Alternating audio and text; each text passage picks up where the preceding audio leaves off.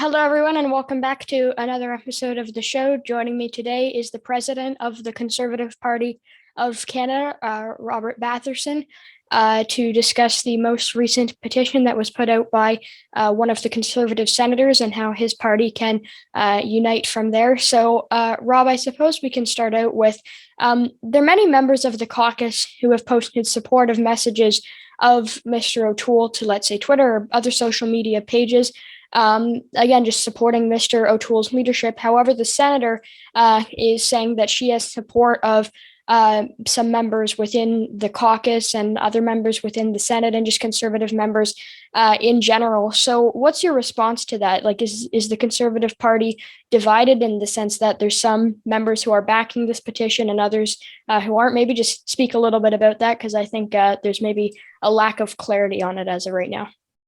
Well, Wyatt, I've been involved in the Conservative Party and the conservative movement for 30 years. And one of the things that I've learned over that time is we have hundreds of thousands of members in good standing, people who pay money to join the party, many people who donate to the party. And with those hundreds of thousands of members, we have hundreds of thousands of opinions. So there's a whole range of opinions out there in terms of the party, in terms of what went right, what went wrong in the election, what went right, what went wrong in terms of Erin O'Toole's performance. That's why our leader, Erin O'Toole, in the first 24 hours after the election, indicated we would do a review with everything on the table being looked at. That review is being led by James Cumming, former member of Parliament for Edmonton Centre. And I think most party members, once you move away from individuals who, for whatever reason or whatever agenda, feel the need to continue to stir things up and present a divided Conservative Party. The vast majority of Conservatives from coast to coast to coast who contact me, they want the party focused on the issues that matter most to Canadians: inflation, how that affects the standard of living for Canadians, our energy sector, and the impact that the government policy is having on hundreds of thousands of jobs. That's what Conservative Party members want our party to be focused on. And with respect to Senator Batter's petition, and while I don't know the senator well, I met her once in Vancouver in 2016. Of course, we're Twitter friends. We follow each other on Twitter, so we're really close in that respect. And I do admire the advocacy that she's had for the West and for issues like mental health and suicide prevention. But the reality is there are only three ways that a leadership selection process can be initiated.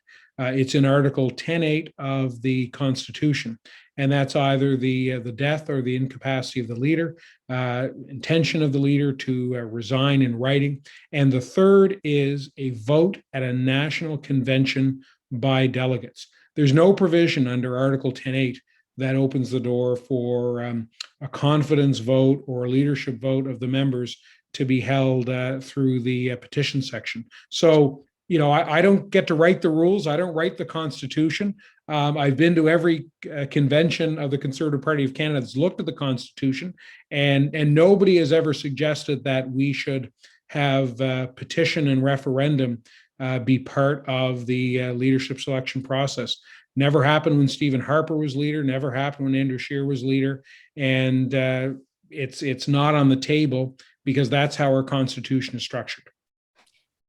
As a next question, you mentioned the leadership selection process. So there's maybe just highlight some of the differences, because even in some CTV articles, and then the senator on Twitter, when she posted the video to kind of launch this petition, wrote, "Today I launched a petition to review Erin O'Toole's Conservative Party of Canada leadership within 6 months." So maybe speak a little bit about, even if there are any differences, and if there are, what the differences are between a leadership selection process and a leadership review, because that was one of the things that even today on Power Play, Evan Solomon asked the senator. She didn't necessarily give a super clear answer on it, but maybe you can touch a little bit on it as well.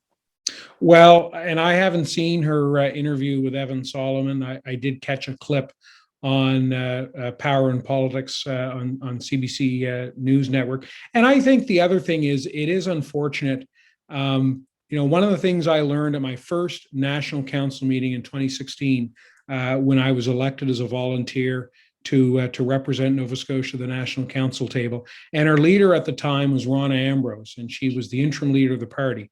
And one of the messages that Ronna delivered to National Council was, for us to work together as Conservatives, we have to respect each other and not surprise each other. So in turn, there's a responsibility of National Council not to make decisions without consulting with our caucus and respecting the important role that they play in the party. And in turn, it's important that our caucus members not blindside those of us who are volunteering our time and working hard. So, I do find it unfortunate that Senator Batters didn't reach out.